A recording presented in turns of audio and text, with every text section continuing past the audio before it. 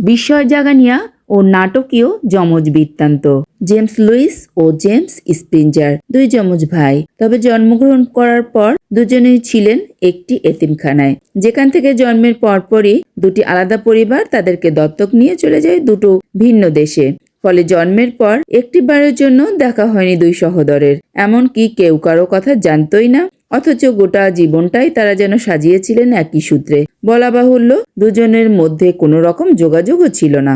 দত্তক নেয়ার পরপরই দুই পরিবার নতুন সন্তানের নামকরণ করেন জেমস, যাকে আরো ছোট করে ডাকা হতো জিম। দুজনেই ল এনফোর্সমেন্ট প্রশিক্ষণ নেন এবং দুজনেই মেকানিক্যাল ড্রয়িং এবং কার্পেন্টার হিসেবে দক্ষ ছিলেন। এরপর তারা বিবাহযোগ্য হন। দুজনেই বিয়ে করেন লিন্ডা নামের দুজন আলাদা নারীকে।